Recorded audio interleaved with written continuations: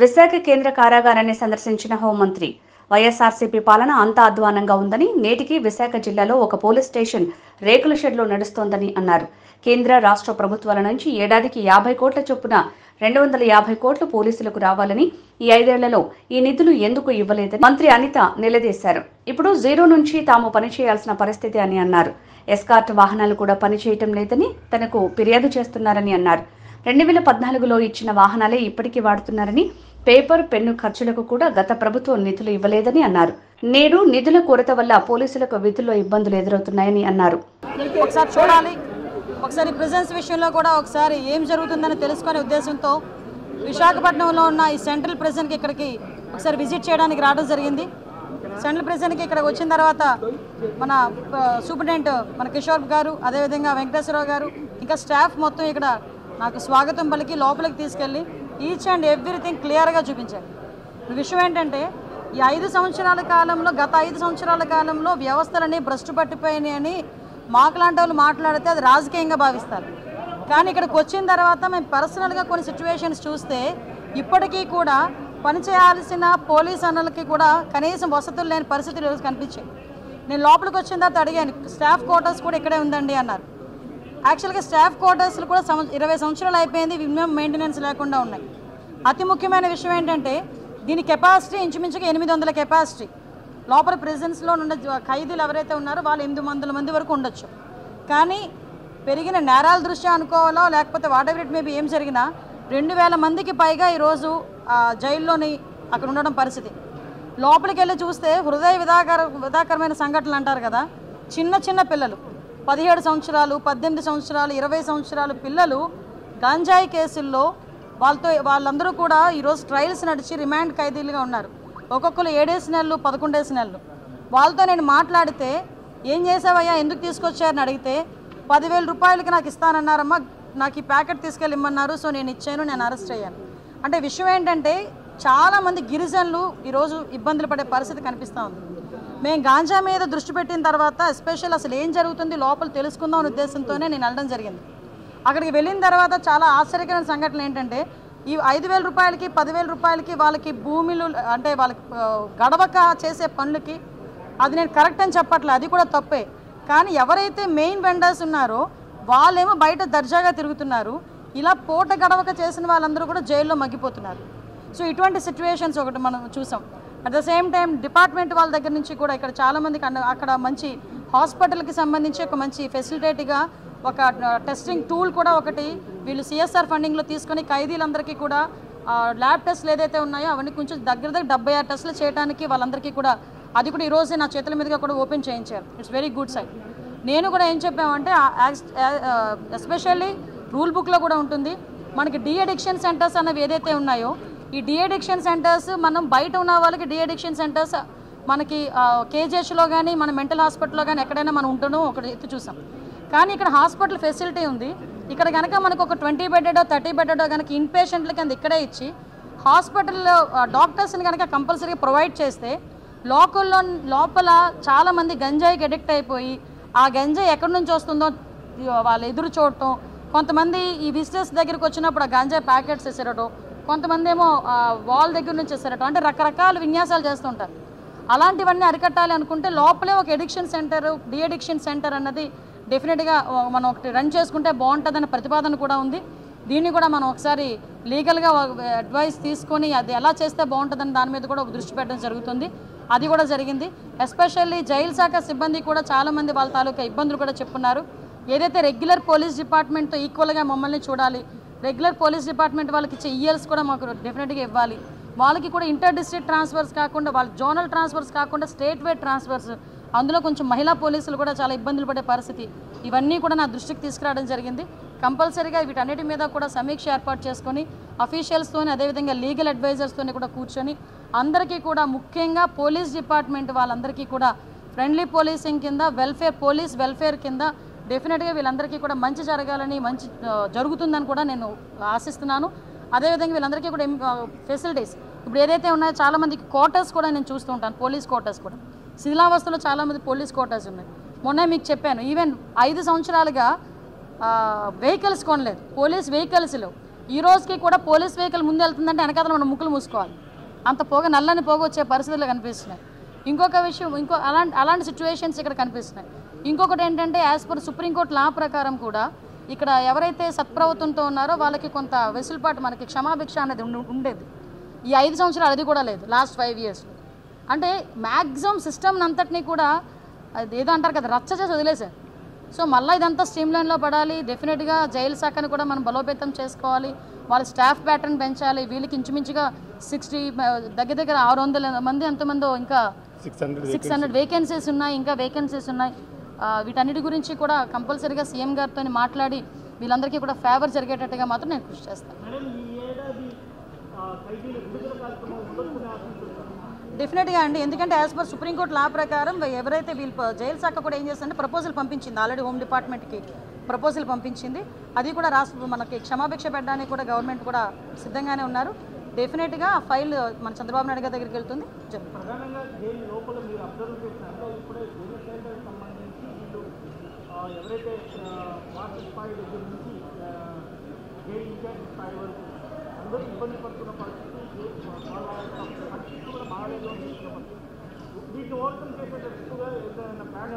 డెఫినెట్గానండి. ఇప్పుడు విషయం ఏంటంటే ఒక ప్లాన్ ఆఫ్ యాక్షన్ ఒకసారి పెట్టుకోవాలి ఒకటి.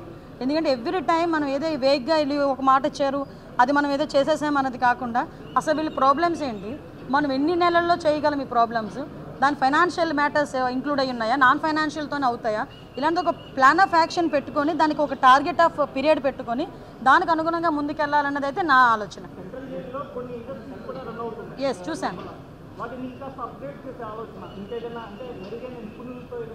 తప్పకుండానండి. ఇప్పుడు విషయం ఏంటంటే నేను ఆల్రెడీ ఇప్పుడు బైండింగ్ సిస్టమ్ చూశాను. బైండింగ్స్లోని అక్కడ బైండ్ చేసిన బుక్స్ మొత్తం పోలీస్ డిపార్ట్మెంట్లో ఆల్రెడీ ఉన్న వాళ్ళందరికీ కూడా అదే ఎక్కడి నుంచో సప్లై అవుతుంది.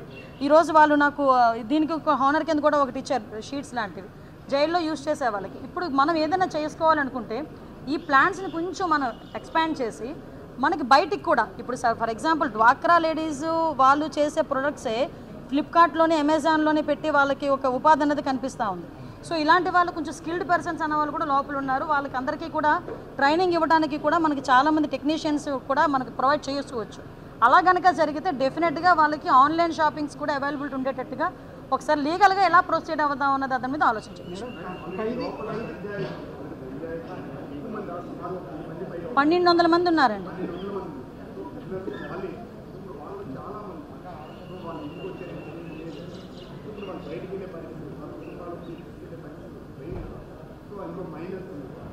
ఇందులోని యాక్చువల్గా అక్కడ ప్రాబ్లం లేదండి. అదే మీకు ఒక విషయం చెప్తానండి, అంటే ఇది కూడా లీగల్గా ఎంతవరకు నేను వాళ్ళు చూసిన బాధని మీకు క్లియర్గా ఎక్స్ప్లెయిన్ చేయాలి, మీ ద్వారా జనాలకు తెలియాలి.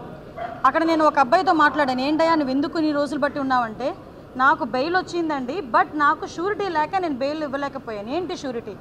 ఒక ఎస్టీ అబ్బాయికి ఇల్లు కానీ పొలం కానీ షూరిటీ పెట్టాలి. ఇల్లు కానీ పొలం కానీ షూరిటీ పెడితేనే అది లీగల్గా ఒకసారి నేను కూడా థింక్ చేయాలి. ఎందుకంటే వాళ్ళు 10,000కి 5,000కి గాంజాని అక్కడికి ఇక్కడికి ట్రాన్స్పోర్ట్ చేసే వాళ్ళకి ఇల్లు వాకిలు ఉంటుందని మనం అనుకోలేం. బేసికల్గా ఒక ఇల్లు వచ్చినా కూడా గవర్నమెంట్ది ఉంటుంది, గవర్నమెంట్ది మనం ఎక్కడ కూడా మనం పెట్టడానికి కూడా ఉండదు. సో అసలు లీగల్గా అసలు ఏం జరుగుతుంది నాకేదో పెద్ద క్వశ్చన్ బ్యాంక్ అయింది నాకు లోపలికి వెళ్ళి బయటకు వచ్చేసరికి. డెఫినెట్గా నేనైతే నోట్ చేసుకున్నా. వీటన్నిటి మీద కూడా నేను విజయవాడ వెళ్ళిన తర్వాత ఒకసారి అఫీషియల్స్ అందరితో కూడా కూర్చొని ఒక సెక్రటరీ గారు, హోమ్ సెక్రటరీ గారితో కూడా కూర్చొని దీని మీద డీటెయిల్డ్ డిస్కస్ చేయాలి. ఎందుకంటే మీరు అన్నట్టు వాళ్ళకి ఆ షూరిటీ విషయంలో కనుక వెసులుబాటు ఏదైనా ఉంది అనుకుంటే కనుక డెఫినెట్గా చాలామంది బయటకు వస్తారు. నేను మళ్ళీ చెప్పాను, బయటకు వచ్చిన తర్వాత మళ్ళీ ఇదే రిపీట్ చేస్తే కనుక మిమ్మల్ని ఎవరో రక్షించే పరిస్థితి లేదు. నిజంగా తప్పు చేయకుండా లోపలికి వెళ్ళారంటే వాళ్ళు ఎట్టి పరిస్థితుల్లోని మనం టాలరేట్ చేయకూడదు, వాళ్ళకి ఏదో రకంగా జరగాలి. కానీ నిజంగా తప్పు చేసినప్పుడు గట్టి పరిస్థితుల్లో శిక్ష పడాలి.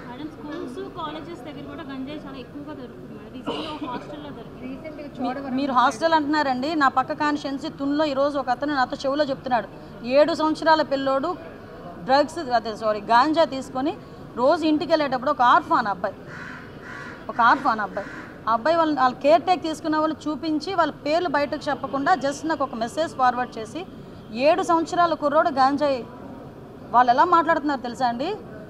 కొంతమంది పిల్లలతో మాట్లాడుతుంటే భయం వేస్తుంది, నిజంగా లిటరల్లీ భయం వేస్తుంది. నేను డే ఫస్ట్ నుంచి గాంజాని అరికట్టాలంటే వీళ్ళంటి వాళ్ళని తీసుకొచ్చి మనం ఎంతమందిని 2,000 మందిని కాదు 20,000 మందిని అరెస్ట్ చేసినా కూడా గాంజా అరికట్టాలి. మనం గాంజాని అరికట్టాలి అంటే ఫస్ట్ థింగ్ ట్రాన్స్పోర్టేషన్ బంద్ చేయాలి. సెకండ్ థింగ్ ఎవడైతే మెయిన్ వెండర్ ఉన్నాడో వాడిని పట్టుకోవాలి. అసలు ముఖ్యంగా ఏమంటానంటే ఎవడైనా పట్టుకున్న తర్వాత కూడా బై డిఫాల్ట్ బెయిల్స్ వస్తున్నాయి. చాలామందికి ఏంటంటే 180 రోజుల్లో కనుక ఛార్జ్షీట్ వేయకపోతే పోలీస్ డిపార్ట్మెంట్ వాళ్ళు డిఫాల్ట్ బెయిల్ వచ్చేస్తుంది. వాడు బయటికి వెళ్ళి ఏం చేస్తాడు, దర్జాగా అదే పని మళ్ళీ చేస్తున్నాడు. ఈసారి మేము ఏం చెప్పాలంటే డెఫినెట్గా మేము లీగల్ వాళ్ళతో కూడా మాట్లాడి డిఫాల్ట్ బెయిల్ మీద ఎవరైతే తిరుగుతున్నారో వాళ్ళందరినీ కూడా రీకాల్ చేయాలి, వాళ్ళు అసలు వాళ్ళని ఎంక్వైరీ చేయాలి. సో ఇలాంటి సిచ్యువేషన్స్ అన్ని కొన్ని మేమైతే ప్లాన్ ఆఫ్ యాక్షన్లో పెట్టుకున్నామంటే డెఫినెట్గా చేస్తాం.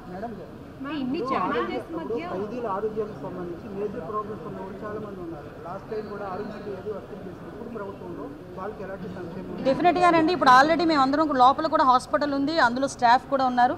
వాళ్ళు ఏమన్నారంటే ఇంకొక 2 స్టాఫ్ని కనుక ఇస్తే మాకు సఫిషియెంట్ అన్నారు. మేమేమంటామంటే ఇంకొంచెం ఈరోజు ఒక ల్యాబ్ టెస్టింగ్ టూల్స్ కూడా పెట్టించి ఉంచారు. ఈరోజు బ్లడ్ టెస్ట్లకి వాటికి ఈసీజీ బ్లడ్ టెస్ట్ అంటే 76 టెస్ట్లకి ఫ్రీగా వాళ్ళకి వస్తే జస్ట్ ఒక ప్రింట్అవుట్ ఇచ్చేస్తారు వాళ్ళంతే. అదే కనుక వాళ్ళు బయటికి వెళ్ళి ఆ టెస్ట్లని చేయించుకోవాలి అనుకుంటే ఒక గార్డు, మళ్ళీ వాళ్ళకి ఎస్కాట్, ఇవన్నీ కూడా ఒక సిస్టమ్. అందులో మళ్ళీ ఏదైనా ఒక తేడా జరిగితే మళ్ళీ పోలీసులు ఇబ్బంది పడే పరిస్థితి. అలా లేకుండా వాళ్ళు సిఎస్ఆర్ ఫండింగ్ కలెక్ట్ చేసుకుని వాళ్ళు ఒక టెస్టింగ్ సెంటర్ కూడా ఏర్పాటు చేసుకున్నారు. 1 మినిట్ అండి. నెక్స్ట్ ఇంకోటి ఏంటంటే ఖైదీల ఆరోగ్యం పట్ల కూడా డెఫినెట్గా ఇప్పుడు ఆల్రెడీ లోపల హాస్పిటల్ ఉంది. ఎవరైతే కొంతమంది సివియర్గా ఉన్న వాళ్ళకి కూడా డెఫినెట్గా ఆరోగ్యశ్రీ వాళ్ళకి ఎన్టీఆర్ వైద్య సేవ వర్తిస్తుంది. మేడం, అంటే పక్క స్టేట్స్ నుంచి కూడా ఎక్కువగా బోర్డర్ ఏరియాస్లో ఈ ట్రాన్స్పోర్ట్ అనేది ఎక్కువగా జరుగుతుంది. బోర్డర్ ఏరియాస్తో జరిగినప్పుడు ఆ పక్క స్టేట్స్తో కూడా మీరు మాట్లాడాల్సి నేను ఆల్రెడీ చర్యలకి లేదండి. యాక్చువల్గా మాకు sub committee, cabinet sub committee వేస్తున్నాం. మన క్యాబినెట్లో క్యాబినెట్ సబ్ కమిటీ వేస్తున్నాం. క్యాబినెట్ సబ్ కమిటీలో కూడా మన లోకేష్ గారు, హెచ్ఆర్డీ మినిస్టర్ గారు, అదేవిధంగా ఇక్కడ నేను, మన excise minister, tribal welfare and health, ఈ 5గురితో ఒక సబ్ కమిటీ కూడా వేశారు. అది మోస్ట్ ప్రాబబ్లీ 4th మేము కూర్చుంటున్నాం.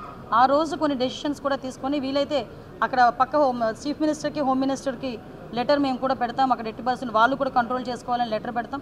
నెక్స్ట్ ఇంకొకటి ఏంటంటే పోలీస్ వెల్ఫేర్ మీద కూడా సెంట్రల్ గవర్నమెంట్ హోమ్ మినిస్టర్ గారితో కూడా మాట్లాడి అపాయింట్మెంట్ తీసుకొని మాట్లాడి వెల్ఫేర్ మీద, అదేవిధంగా ఫర్దర్గా ఇష్యూస్ మీద అన్నిటి మీద కూడా, ఎందుకంటే చాలా ఉన్నాయి ఇష్యూస్, చాలా ఉన్నాయి, తవ్వే కొద్దీ బయటపడతాయి అన్నట్టుగా. ఇంకా వాళ్ళ నిజంగా ఒక్కొక్క సందర్భంలో మా పోలీస్ అన్నలను కూడా నేను కూడా కొంచెం వాళ్ళని ఇబ్బంది పెట్టడం కాదు, నేను ఏమంటానంటే ఫెసిలిటీస్ కల్పించి వాళ్ళు పరిగెట్టించాలి.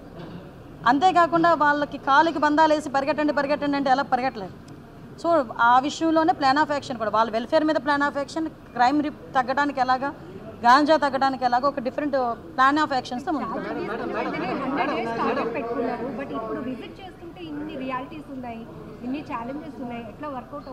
వర్కౌట్ అవ్వాలనే చెప్తున్నానండి నేను. యాక్చువల్గా నాకు తెలిసి ప్రిజన్ విజిట్ అన్నది సడన్గా అనుకున్నాను, నేను అనుకుని చెప్పాను, డెఫినెట్గా రండి అన్నారు. రాజకీయ నేను డైరెక్ట్గా చెప్తున్నాను, విత్ ప్రెస్ చెప్తున్నా, ఏ పోలీస్ డిపార్ట్మెంట్కి ఇది 3rd time are 4th time చెప్పడం. గాంజా విషయంలో, డ్రగ్స్ విషయంలో పొలిటీషియన్స్ కానీ ఎవరైనా పెద్ద వాళ్ళు కానీ ఫోన్ చేసినా మీరు ఇగ్నోర్ చేయండి. వీలైతే వాళ్ళు ఇలా చెప్తారని మాకు చెప్పండి, మేము చూసుకుంటాం. అంతే తప్పించి ఎట్టి పరిస్థితుల్లో నా లాల్ చెప్పారు, వీళ్ళు చెప్పారని వదిలేసే పరిస్థితి అయితే ఉండదు. ముఖ్యంగా ఈ గవర్నమెంట్లో గాంజాని సపోర్ట్ చేస్తూ ఉన్న నాయకుడైతే ఎవడూ లేడు. క్లియర్.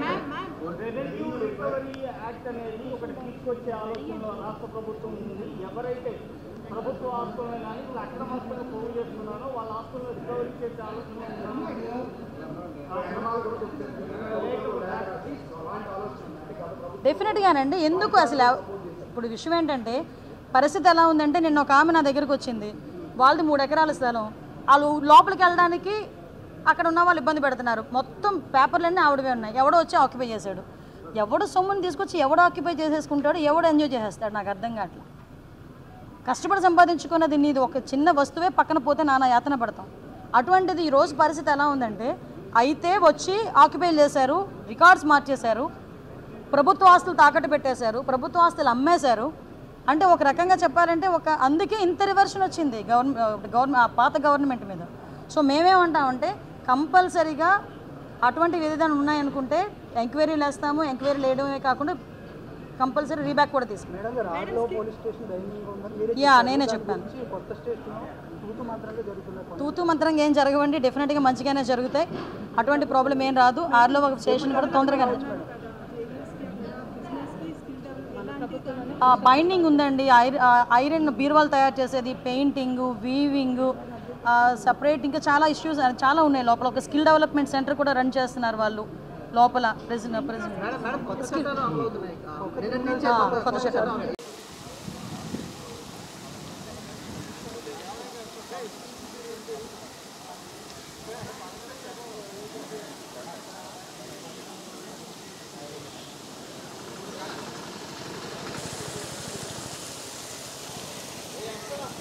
మెట్లు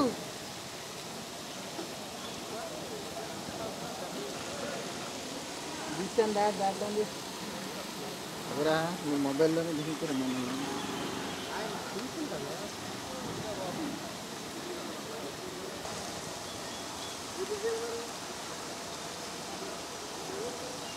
చూడండి